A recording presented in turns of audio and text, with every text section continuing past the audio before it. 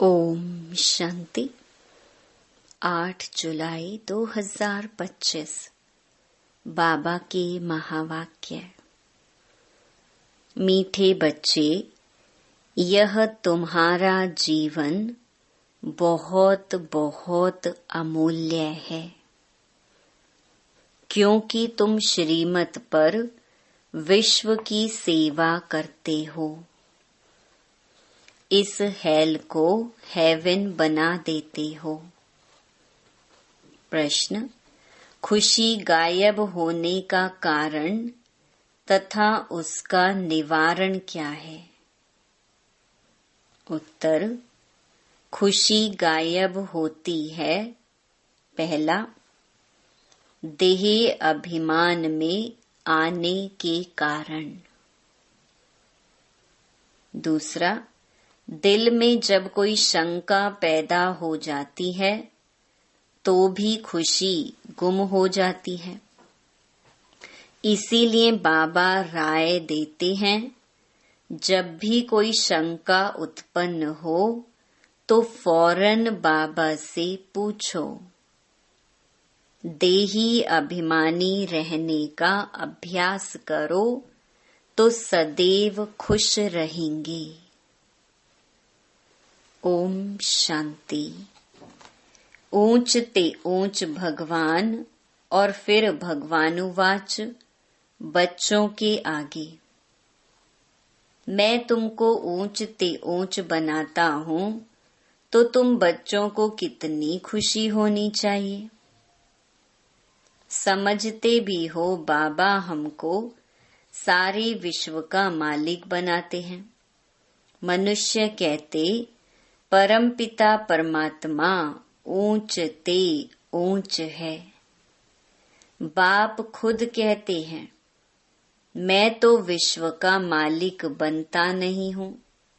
भगवानुवाच मुझे मनुष्य कहते हैं ऊंच ते ऊंच भगवान। और मैं कहता हूँ कि मेरे बच्चे ऊंच ते ऊंच हैं।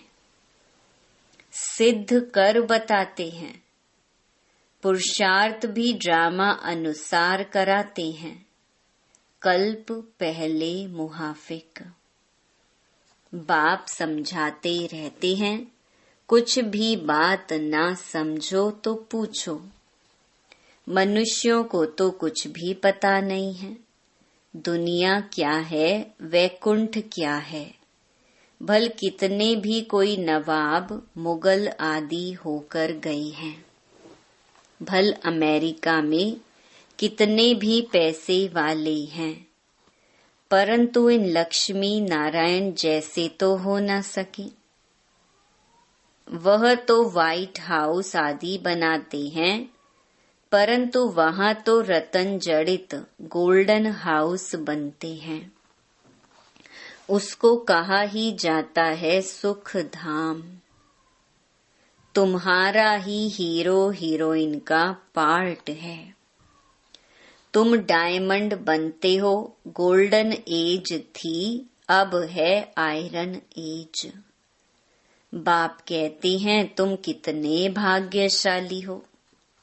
भगवान खुद बैठ समझाते हैं तो तुमको कितना खुश रहना चाहिए। तुम्हारी यह पढ़ाई है ही नई दुनिया के लिए। यह तुम्हारा जीवन बहुत अमूल्य है, क्योंकि तुम विश्व की सर्विस करते हो। बाप को बुलाते ही हैं कि आकर हेल को हेवन बनाओ। हेवनली गॉड फादर कहते हैं ना। बाप कहते हैं तुम हेवन में थे ना, अब हेल में हो, फिर हेवन में होंगे। हेल शुरू होता है तो फिर हेवन की बातें भूल जाती हैं। यह तो फिर भी होगा। फिर भी तुमको गोल्डन एज से आयरन एज में जरूर आना है। बाबा बार बार बच्चों को कहते हैं, दिल में कोई भी शंका हो जिससे खुशी नहीं रहती तो बताओ। बाप बैठ पढ़ाते हैं तो पढ़ना भी चाहिए ना। खुशी नहीं रहती है क्योंकि तुम देह अभिमान में आ जाते हो। खुशी तो होनी चाहिए ना। बाप तो सिर्फ ब्रह्मांड का मालिक है, तुम तो विश्व के भी मालिक बनते हो। भल बाप को क्रिएटर कहा जाता है, परंतु ऐसे नहीं कि प्रलय हो जाती है फिर नई दुनिया रचते हैं।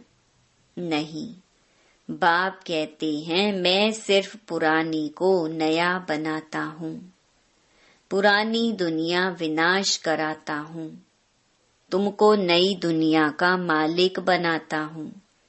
मैं कुछ करता नहीं हूँ, ये भी ड्रामा में नोंद है। पतित दुनिया में ही मुझे बुलाते हैं, पारसनाथ बनाता हूँ, तो बच्चे खुद पारसपुरी में आ जाते हैं। वहां तो मुझे कभी बुलाते ही नहीं हैं। कभी बुलाते हो कि बाबा पारसपुरी में आकर थोड़ी विजिट तो लो, बुलाते ही नहीं। गायन भी है दुख में सिमरन सब करें, पतित दुनिया में याद करते हैं सुख में करे न कोई। न याद करते हैं न बुलाते हैं, सिर्फ द्वापर में मंदिर बनाकर उसमें मुझे रख देते हैं। पत्थर का नहीं तो हीरे का लिंग बनाकर रख देते हैं पूजा करने के लिए। कितनी वंडरफुल बातें हैं। अच्छी तरह से कान खोलकर सुनना चाहिए। कान भी प्योर करना चाहिए, प्योरिटी फर्स्ट। कहते हैं शेरनी का दूध सोने के बर्तन में ही ठहर सकता है, इसमें भी पवित्रता होगी तो धारणा होगी। बाप कहते हैं काम महाशत्रु है, इन पर विजय पानी है। तुम्हारा यह अंतिम जन्म है, यह भी तुम जानते हो। यह वही महाभारत लड़ाई भी है। कल्प कल्प जैसे विनाश हुआ है, हूबहू अब भी होगा।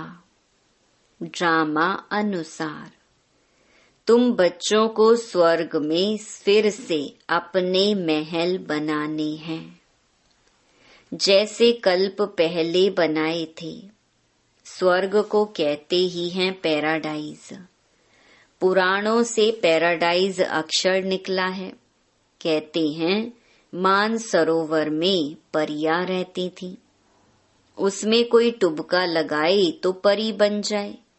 वास्तव में है ज्ञान मान सरोवर। उसमें तुम क्या से क्या बन जाते हो। शोभनिक को परी कहते हैं। ऐसे नहीं पंखों वाली कोई परी होती है। जैसे तुम पांडवों को महावीर कहा जाता है, उन्होंने फिर पांडवों के बहुत बड़े बड़े चित्र, गुफाएं आदि बैठ दिखाई हैं। भक्ति मार्ग में कितने पैसे बर्बाद करते हैं। बाप कहते हैं हमने तो बच्चों को कितना साहूकार बनाया, तुमने इतने सब पैसे कहाँ किए। भारत कितना साहूकार था, अभी भारत का क्या हाल है।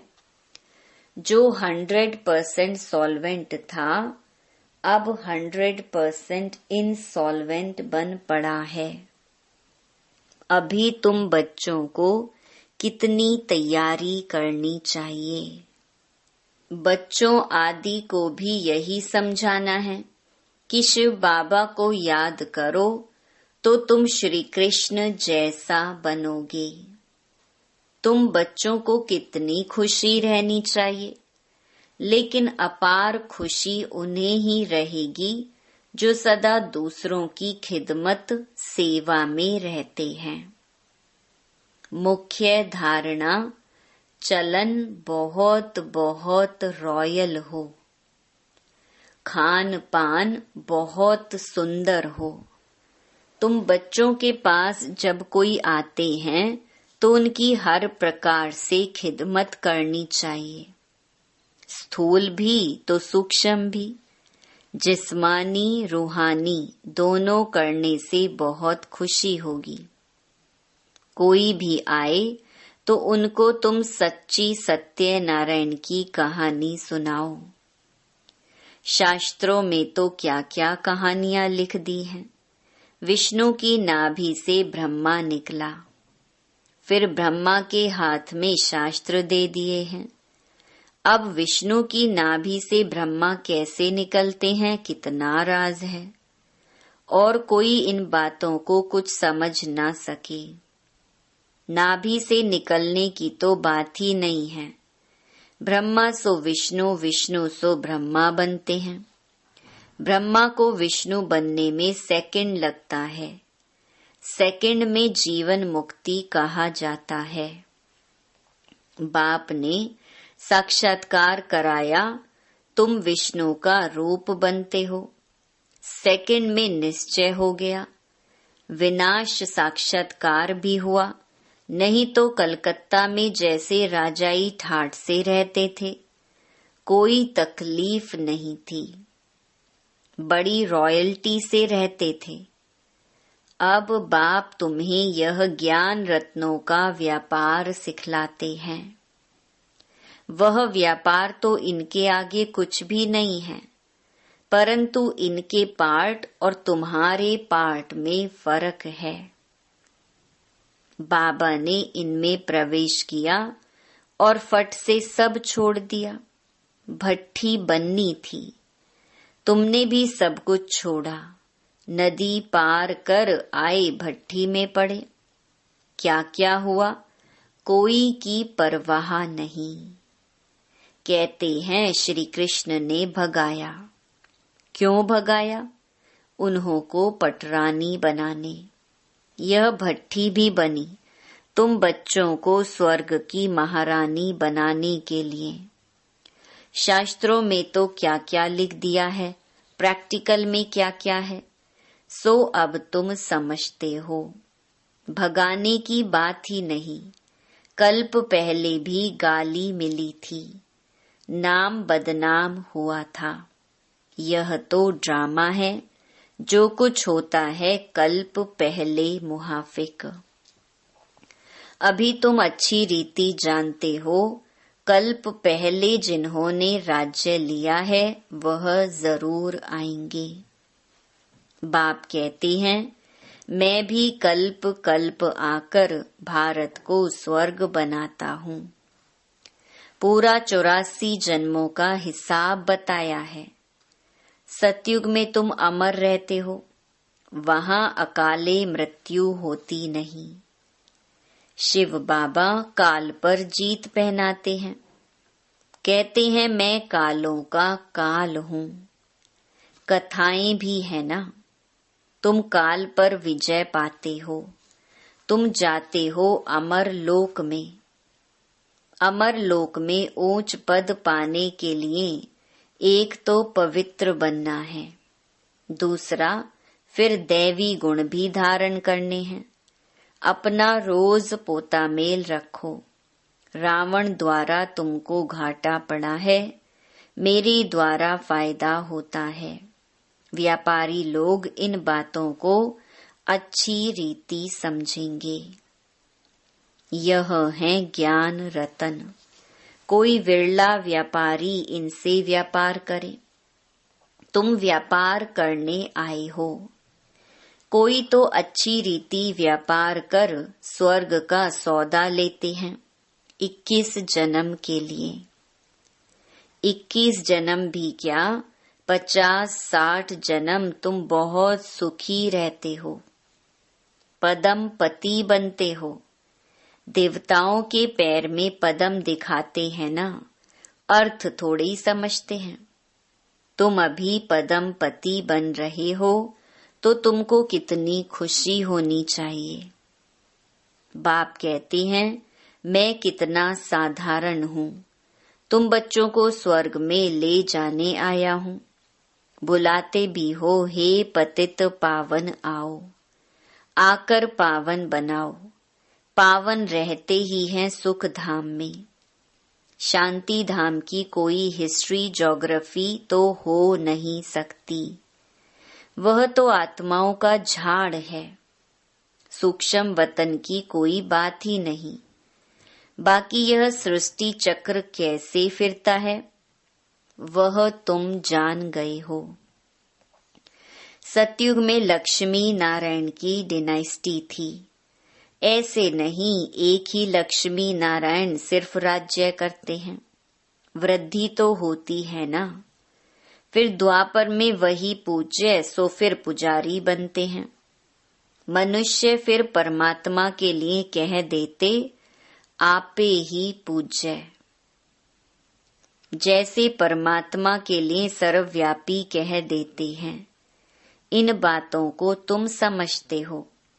आधा कल्प तुम गाते आए हो ऊंच ते ऊंच भगवान।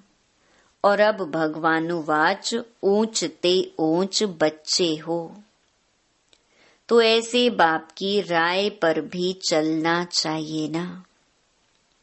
गृहस्थ व्यवहार भी संभालना है।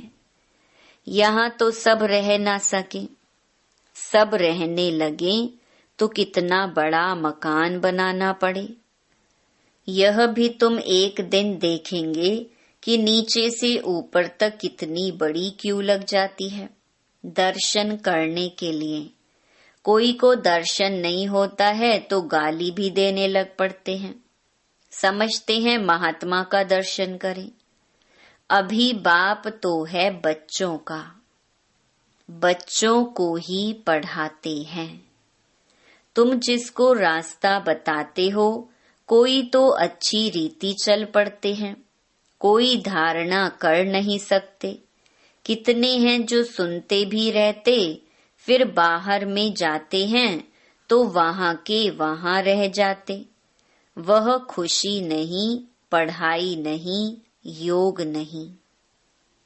बाबा कितना समझाते हैं चार्ट रखो नहीं तो बहुत पछताना पड़ेगा। हम बाबा को कितना याद करते हैं चार्ट देखना चाहिए। भारत के प्राचीन योग की बहुत महिमा है। तो बाप समझाते हैं कोई भी बात नहीं समझो तो बाबा से पूछो। आगे तुम कुछ भी नहीं जानते थे। बाबा कहते हैं यह है कांटों का जंगल। काम महाशत्रु है। यह अक्षर खुद गीता के हैं। गीता पढ़ते थे परंतु समझते थोड़े ही थे। बाबा ने सारी आयु गीता पढ़ी। समझते थे गीता का महत्तम बहुत अच्छा है। भक्ति मार्ग में गीता का कितना मान है। गीता बड़ी भी होती है छोटी भी होती है। श्री कृष्ण आदि देवताओं के वही चित्र पैसे पैसे में मिलते रहते हैं। उन्हीं चित्रों के फिर कितने बड़े बड़े मंदिर बनाते हैं। तो बाप समझाते हैं तुमको तो विजय माला का दाना बनना है। ऐसे मीठे मीठे बाबा को बाबा बाबा भी कहते हैं। समझते भी हैं स्वर्ग की राजाई देते हैं। फिर भी सुनंती कथंती अहो माया फारकती देवंती। बाबा कहा तो बाबा माना बाबा। भक्ति मार्ग में भी गाया जाता है पतियों का पति गुरुओं का गुरु एक ही है। वह हमारा फादर है। ज्ञान का सागर पतित पावन है। तुम बच्चे कहते हो बाबा हम कल्प कल्प आपसे वर्षा लेते आए हैं। कल्प कल्प मिलते हैं। अब बेहद के बाप से हमको जरूर बेहद का वर्षा मिलेगा। मुख्य है ही अल्फ। उसमें बेमर्ज है। बाबा माना वर्षा। वह है हद का, यह है बेहद का। हद के बाबा तो ढेर के ढेर हैं। बेहद का बाप तो एक ही है। अच्छा, मीठे मीठे 5000 वर्ष बाद फिर से आकर मिलने वाले बच्चों प्रति बाप दादा का याद प्यार और गुड मॉर्निंग। रूहानी बाप की रूहानी बच्चों को नमस्ते। धारणा के लिए मुख्य सार। पहला, स्थूल सूक्ष्म खिदमत सेवा कर अपार खुशी का अनुभव करना और कराना है। चलन और खान पान में बहुत रॉयल्टी रखनी है। दूसरा, अमर लोक में ऊंच पद पाने के लिए पवित्र बनने के साथ साथ दैवी गुण भी धारण करने हैं। अपना पोता मेल देखना है कि हम बाबा को कितना याद करते हैं। अविनाशी ज्ञान रत्नों की कमाई जमा कर रहे हैं। कान प्योर बने हैं जिसमें धारणा हो सके। वरदान, सेवा करते हुए याद के अनुभवों की रेस करने वाले सदा लवलीन आत्मा भव। याद में रहते हो, लेकिन याद द्वारा जो प्राप्तियां होती हैं उस प्राप्ति की अनुभूति को आगे बढ़ाते जाओ। इसके लिए अभी विशेष समय और अटेंशन दो, जिससे मालूम पड़े कि यह अनुभवों के सागर में खोई हुई लवलीन आत्मा है। यह अनुभव हो। नॉलेज का प्रभाव है, लेकिन योग के सिद्धि स्वरूप का प्रभाव हो। सेवा करते हुए याद के अनुभवों में डूबे हुए रहो। याद की यात्रा के अनुभवों की रेस करो। स्लोगन, सिद्धि को स्वीकार कर लेना अर्थात भविष्य प्रारब्ध को यहाँ ही समाप्त कर देना। अव्यक्त इशारे, संकल्पों की शक्ति जमा कर श्रेष्ठ सेवा के निमित्त बनो। जितना जितना आप बच्चे श्रेष्ठ संकल्प की शक्ति से संपन्न बनते जाएंगे, उतना श्रेष्ठ संकल्प की शक्तिशाली सेवा का स्वरूप स्पष्ट दिखाई देगा। हर एक अनुभव करेंगे कि हमें कोई बुला रहा है। कोई दिव्य बुद्धि द्वारा शुभ संकल्प का बुलावा हो रहा है। कोई फिर दिव्य दृष्टि द्वारा बाप और स्थान को देखेंगे।